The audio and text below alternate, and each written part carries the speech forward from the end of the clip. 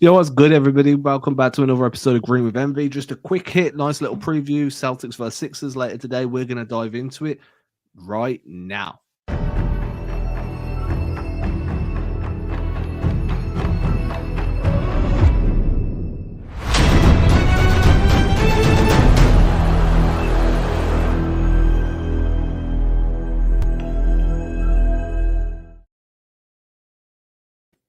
And we're back. What's going on, Greg? It's good, man. Felt like man. I just saw you. Yeah, so everyone else don't know this though, right? So we've just come off the back of recording an episode that's going to go live it'll go live ready for tomorrow, but we decided to jump on with starting to preview games a few hours before they tip off. Celtics play the Sixers. What is it now? They're on an 8-game winning streak, looking to make it 9. No Joel Embiid for Philadelphia. It's going to be a little bit more difficult for Philly trying to deal with Boston's just absolute steamroller offense, high quality defense. Obviously, you can never kind of sleep on the Sixers. Nick Nurse is the coach. They got Maxey. I'm just about to pull up the injury report just so we know where we're at. And I'll share the screen, actually, so we can see as of 5:30 Eastern, this is the injury report. So here we are. Scroll down to where Boston is. Right, so the Celtics only J.D. Davis and Drew Peterson. The Sixers are missing Robert Covington. I'll zoom in here because no one else can see other than me, right? Okay, so they're missing Covington, they're missing Embiid, Kenny Lofton, obviously the G League, KJ Martin's questionable, Takevion Smith's over in the G League too. So overall, the Sixers are missing their best player. They're facing a team that's on an absolute tear right now. I'm feeling super confident. I don't know about you. So how much of the Sixers have you been able to watch since Embiid went down? I've only been able to catch maybe like a couple quarters here or there. Yeah. Probably a game or two. So, I kind of want to focus a little bit more on the way the Celtics are playing, but just so everybody is aware, the Sixers have lost 3 of their last 4 games. They just lost to the Bucks by 119-98 on Sunday. They beat the Cavs, which is a pretty good win for them. I know the Cavs have had a little bit of a cupcake schedule, but they've been playing really good basketball within that. So they beat the Cavs on my birthday, the 23rd, 104-97. They lost to the Knicks 110-96 on the 22nd, and then they lost to the Miami Heat that are playing a much better basketball of late. It seems like Miami is starting to do their thing where they play better basketball towards the playoffs. So I'm sure we'll be talking about that as the playoffs come nearer and nearer. They lost to the Heat on the 14th, 109-104. So, with the Sixers, let's just call what it is at this point. Without Joel Embiid, they have slid significantly back in the playoff race. Tyrese Maxey's still doing his thing, but the whole reason they are the Philadelphia 76ers that were one of the teams that scared me was because they had Joel Embiid that made everybody else around him fit into a role. And without Embiid, now everyone has to extend themselves beyond that role and beyond their capabilities. So, them free falling down the standings is, I think most people that follow the NBA and understand how good Joel Embiid is, it's pretty obvious why it's happening. So this is a good question here. What schemes do the Embiidless Sixers present an opportunity to experiment with? I'd like to think maybe the 2-1-2 zone, like this 2-1-2 spy. But the issue is there if Philly are embracing the perimeter game more, then realistically you don't go zone. You do that more to kind of deal with somebody being in the middle because of the way you run spy, or you deal with it to kind of stop post-up actions happening. What I would say is I'd be comfortable there, but Buddy Hield was a great pickup for Philly. Yeah. You know what I mean? And that catch and shoot ability, the way he can come off the screens as a movement shooter, can blow up it'll just blow up defenses quite quickly unless you're playing a switching system. And I want to see a little bit of the zone because I feel like they need to keep working on it, but it's not something I'd like them to be leaning into heavily. What I have enjoyed recently, and this is something I'd like to see them continue to work with rather than experiment with, is that little bit more of an emphasis on attacking the rim, right? So the 3-point shots have come down slightly by a few percentage points.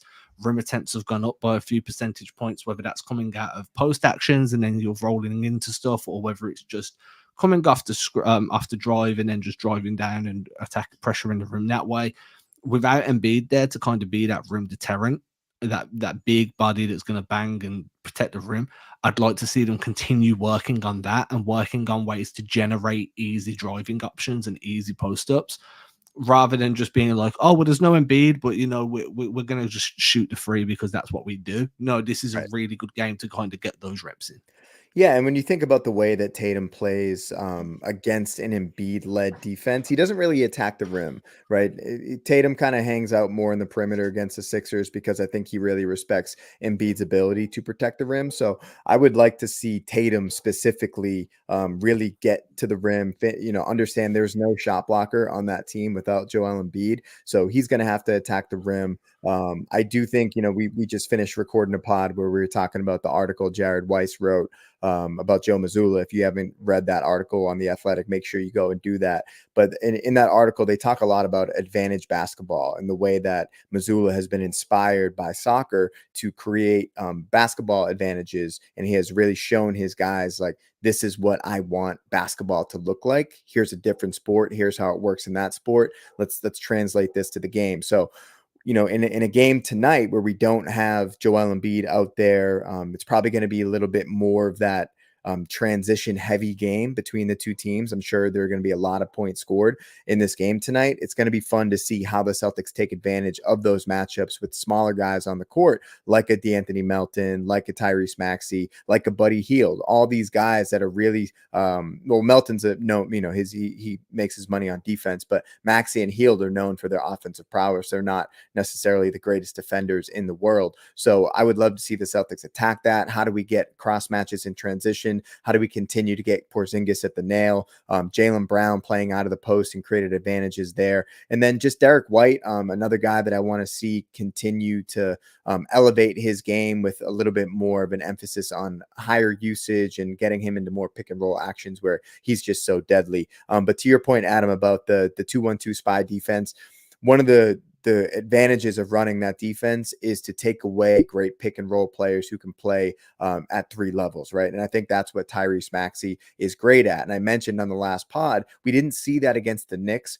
And I think the reason is we didn't see that against the Knicks because you don't want to show your hand for a wrinkle that you might pull out in the playoffs, where, against a team you're probably going to have to go through in the playoffs. Whereas the Sixers, with Embiid being out, but the same type of player, right? Maxey's the same type of player that Brunson is. Now this is an opportunity to try out that defense in a game that might not have as much stake looking towards the future.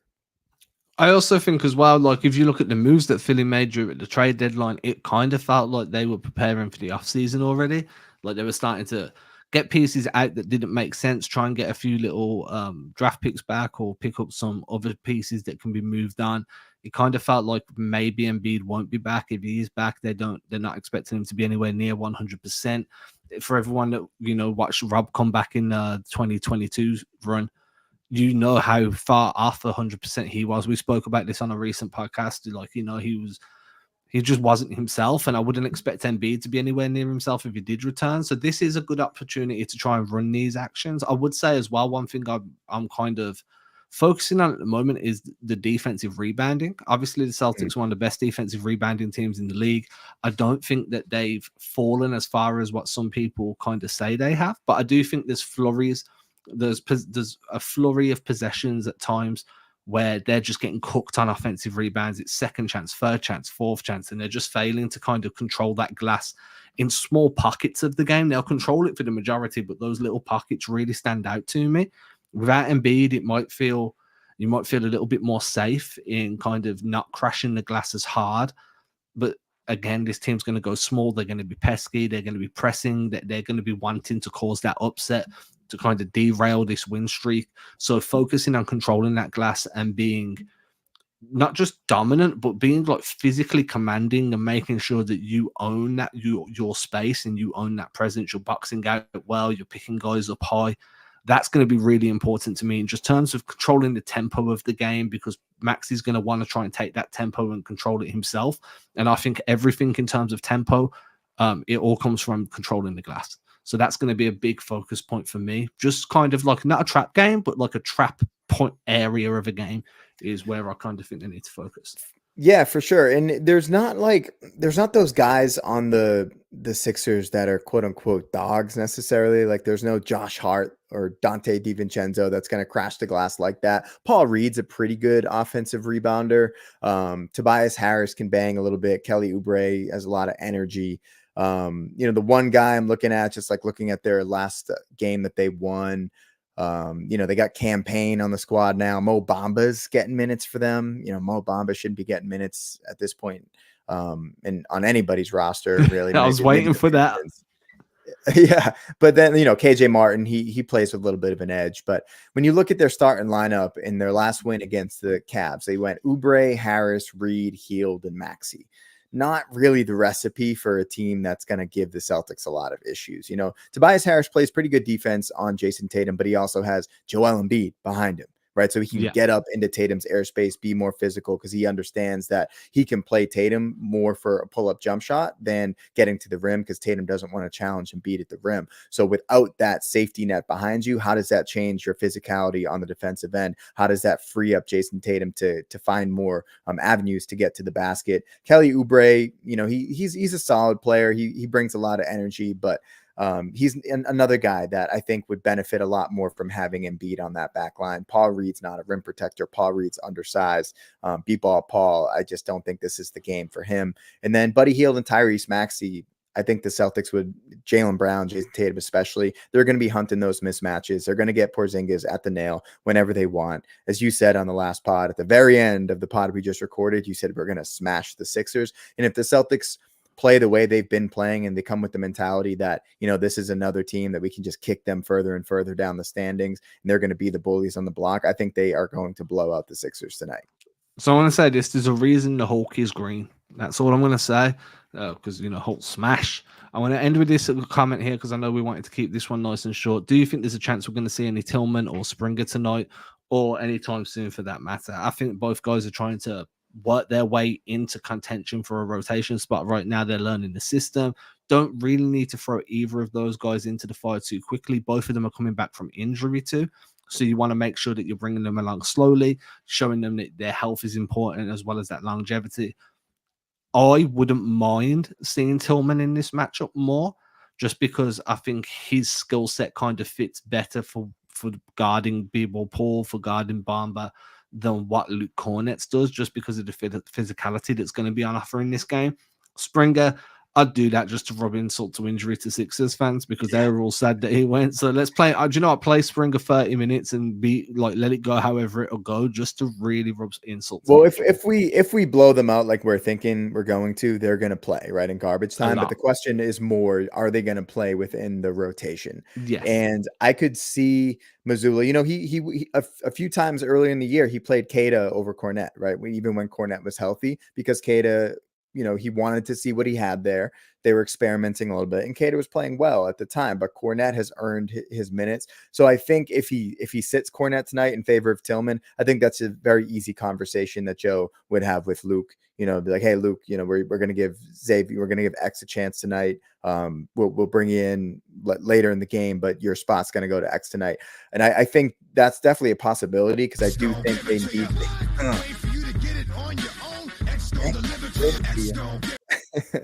But I think that Tillman, they need to see what he can do with the starters, right? They need to see what he can do within the top 8, not necessarily what he can bring in garbage time. We all know who Xavier Tillman is. I think you need to start developing a little bit of chemistry. Luke Cornet has all the chemistry in the world with the guys right now.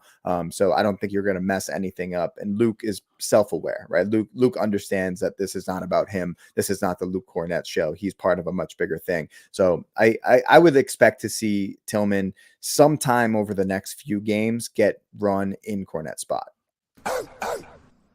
Me too. It's the fact we'll put these in. We need to use them whenever we're talking about Tillman. I feel you. I do apologize. Finally joined the channel. So what's this?